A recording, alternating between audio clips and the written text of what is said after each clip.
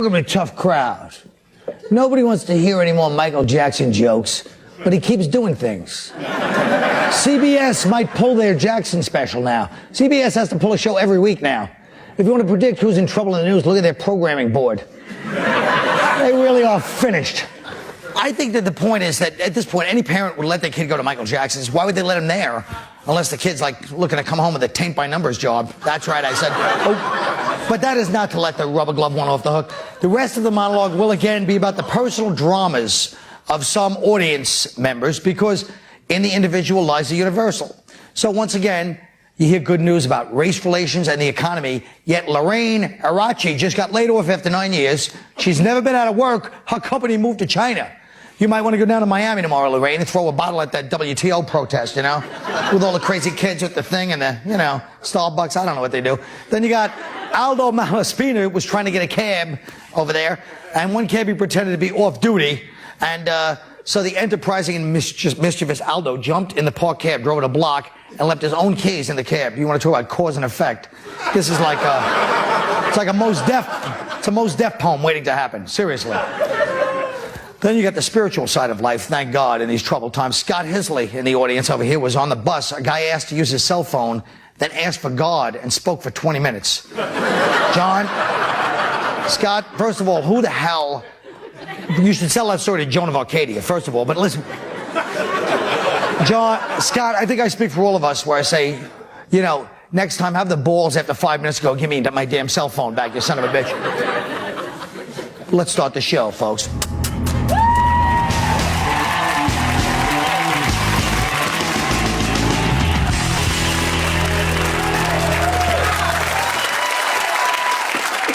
Unless it really was God, you never know, right? All right, look. President Bush began his state visit to Britain today and expected to face large numbers of anti-war protesters. Look at this. George Bush, you are not welcome here. We do not respect you. We think your policies are not only short-sighted, they are immoral. And the world demands better. Why don't you worry about that fudge-packing Prince Charles and leave us alone? Oh, wait a minute.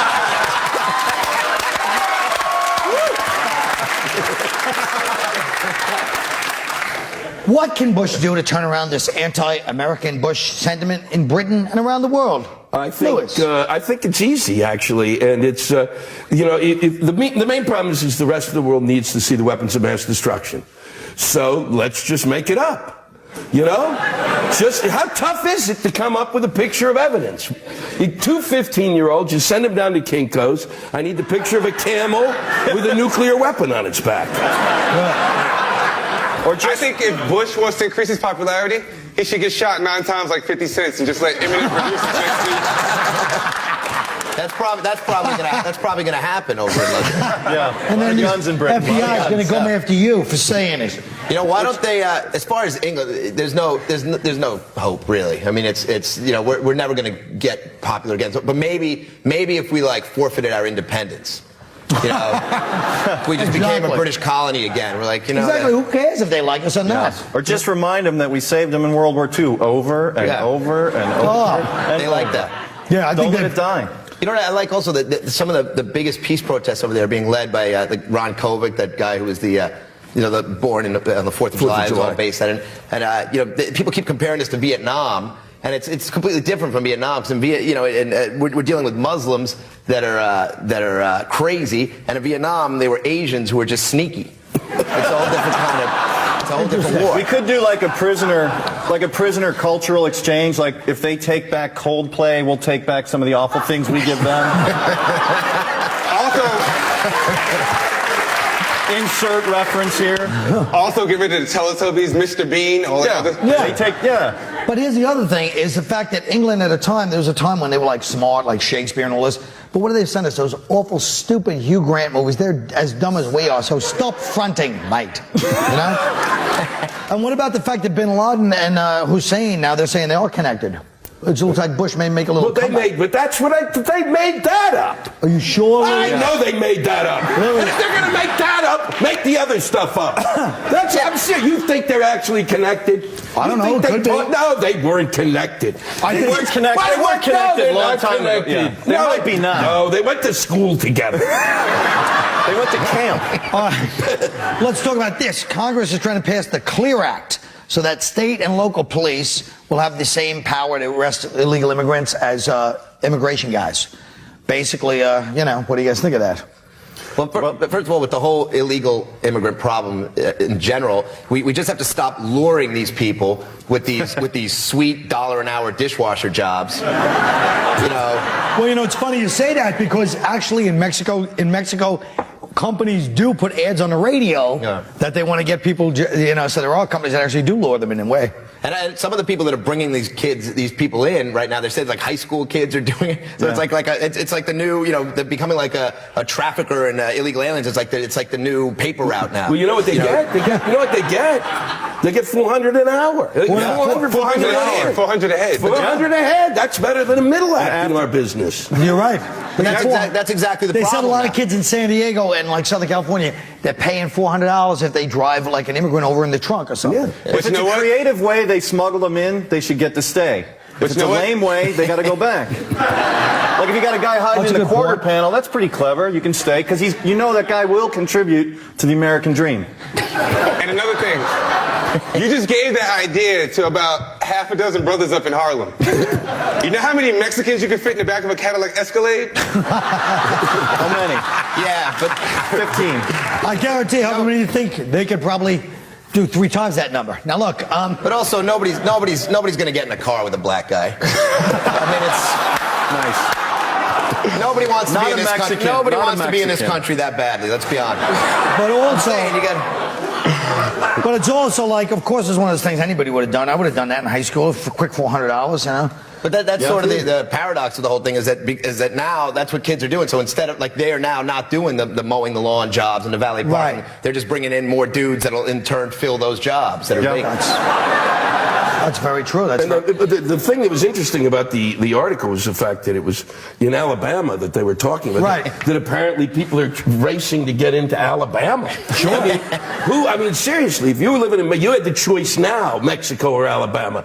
To me, it's a toss-up. Well, another thing about racial profiling for Latinos, That was an awesome it might just encourage some of them to get those flags off of their cars, those little Puerto Rican Day Parade flags off of their cars in the middle of December. I mean, it's done. Summertime is over. But do you think that the local cops should be enforcing? well, there's 2,000 immigration cops for 10 million people, so it's about each person has 4,000 people. But what are you going to do? Like he said, this country's so much better than Mexico. People are if you build a wall, they'll dig under it. I mean, what do you do? No, they'll build a wall. But even We can't get all people to do it. But even if they build it, they'll put secret doors in it or something. Maybe they build it, but we don't tell them which side is which. Hold on. That's a good plan. You go immerse yourself in the cool waters of television advertising. I'll stay here alone with these people.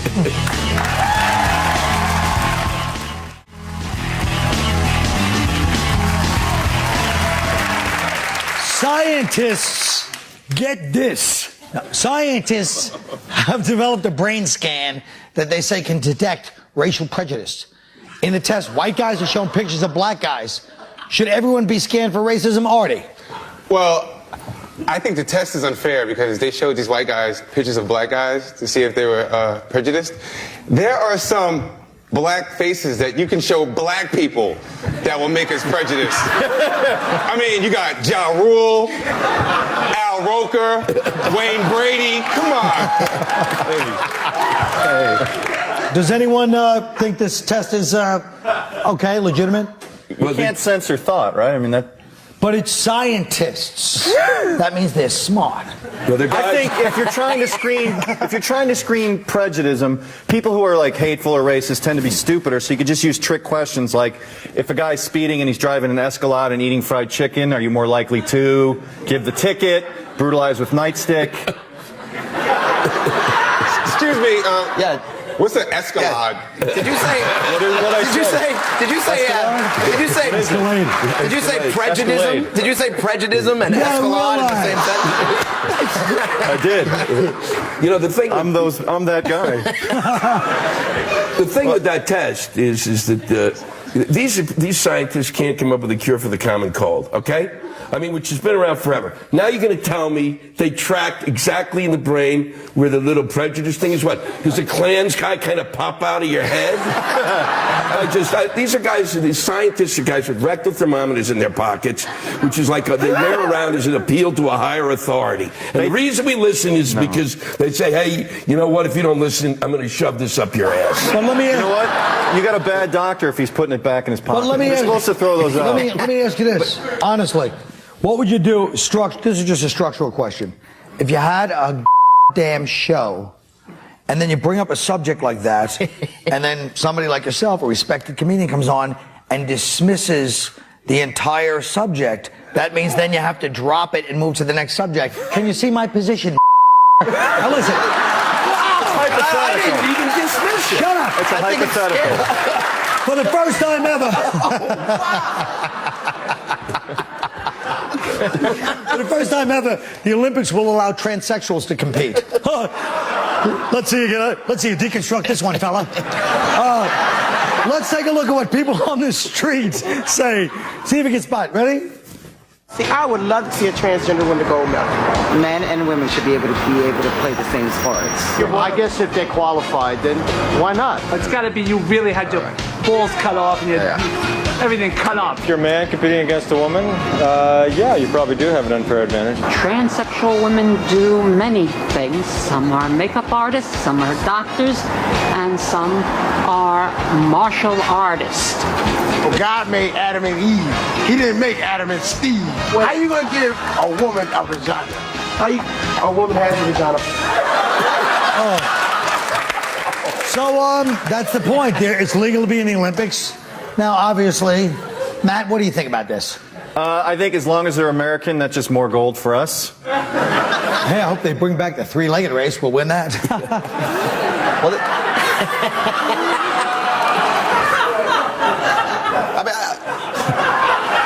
I don't know what's worse, the fact that I said it, but the fact that I said bring it back like it was ever an Olympic.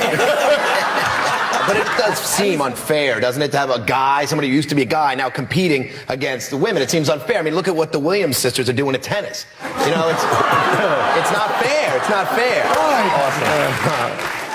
Awesome. Now listen, what about this? What do these things have in common? Chevy, Timberland, Courvoisier. Use the props. It kind of soups it up a little. The home crowd likes them too. Last year, people named their babies after all these products. Lewis, what do you think of this? And don't say it's information. I can't.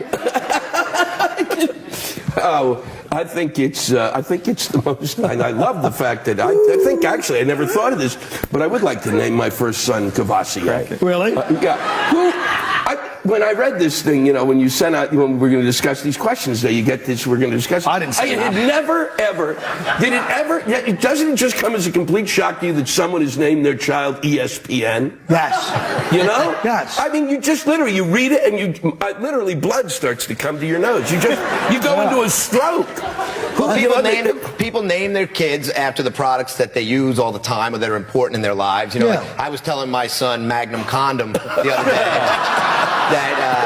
Man is endowed by his creator, Greg, the Magnum Condom, with 3 inalienable rights: life, liberty, and the pursuit of commercials. I really shouldn't have made it that quiet for that one.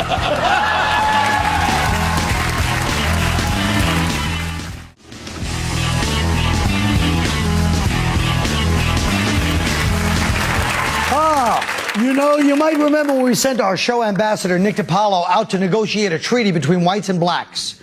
Now Nick goes into the heart of New York's, he was in Harlem for that one. And now we went to New York's Arabic community for this installment of Nick Paolo, I Come in Peace.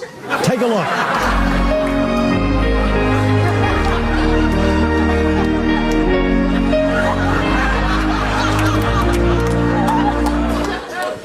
We're here to solve some tensions between people that live here in the Middle East and people that live here. That would be us for the Jim Norton fans. But the people that live here now live here, a lot of them, in Astoria, Queens. So we're here to find out, you know, what exactly this tension is and how we can solve it.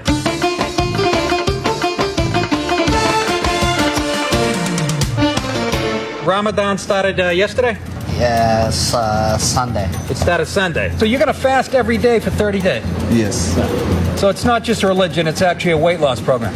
No, this is a religion. Oh, it's religion. So you're starving your ass off? Yeah. It gives you more energy when you don't eat? Huh? Yeah. Apparently you're not Italian.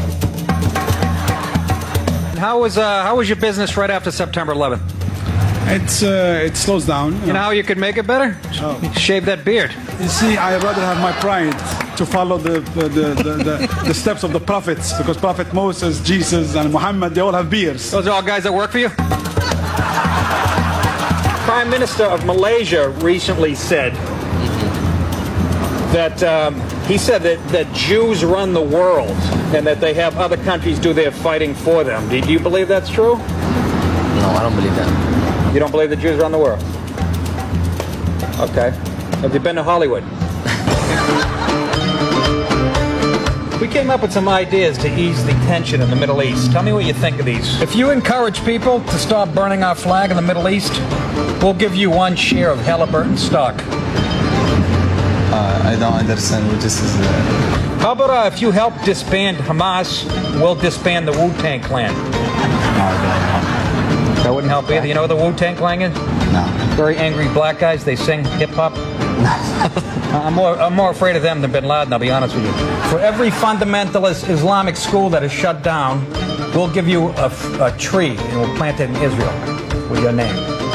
Who, me? Yes, we'll put a tree in Israel. With every fundamental school you're gonna close, Yeah, you're gonna open 100. They're gonna open 100? Of course. We'll give you 100 trees.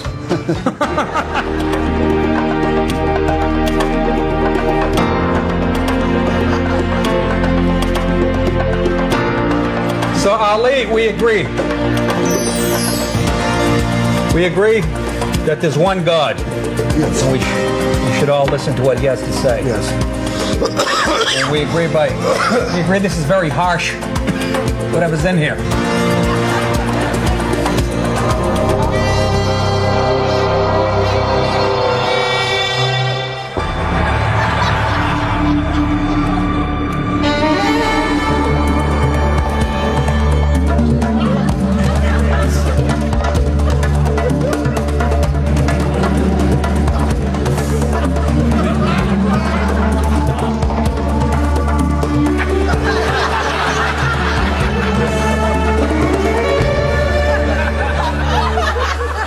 Oh boy.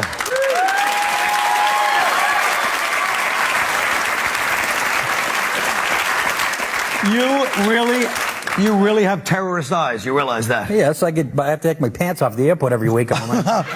We almost lost you there for a minute, didn't we? They're actually pretty nice people, you know. But you'd be nice too if you had like an Eggo for breakfast and a kilo of this. We'll be right back.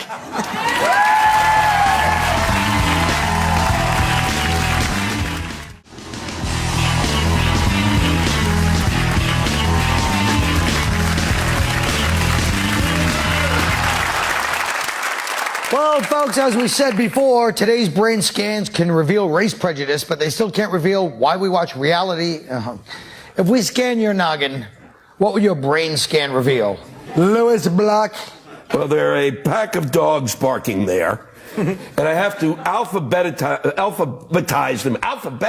them according to their pedigree. And once that's accomplished, a young woman appears in a Catholic girls' school outfit. She spanks me, and I have to say, I'm sorry, Mommy. All right.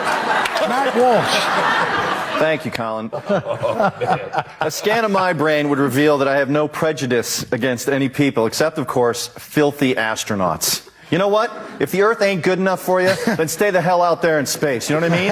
We don't need you or your Tang or your noisy moon buggies, all right? And don't be playing in zero gravity in front of my children. Get it? I don't want to go see any of your propaganda films either, like Apollo 13 or Battlestar Galactica or that supposed documentary Spaceballs. Listen to me. I have to regret. I did actually watch one good space movie, 2001 Space Orgy. Pretty good. Oh. I'm gonna get a lot of letters now. I know, from astronauts. Yeah, I'm sorry. Ardie. Thank you very much, Colin. If you scan my brain, it would reveal that under this exterior, I am absolutely nothing what I seem. Sure, I look like a positive brother. A black man down with the sisters. A black man eager to uplift the black community. Really? I look like this just to get some white girls. All right. Greg Giraldo. I guess I'm ashamed to admit that deep down inside, I really, really hate Norwegians. I try to pretend otherwise, but I just hate them and their cross-country skis. There's some cool Norwegians, but most of them are low-life tobogganing scumbags. They control the world's reindeer supply. The tree in Rockefeller Center's a Norway spruce. These Viking bastards have a stranglehold on Christmas. I guess maybe I'm just threatened by their gigantic Norwegian penises. Oh. Well, folks, if there were no astronauts or Norwegians hurt during the making of this show, so please, good night. That's the end.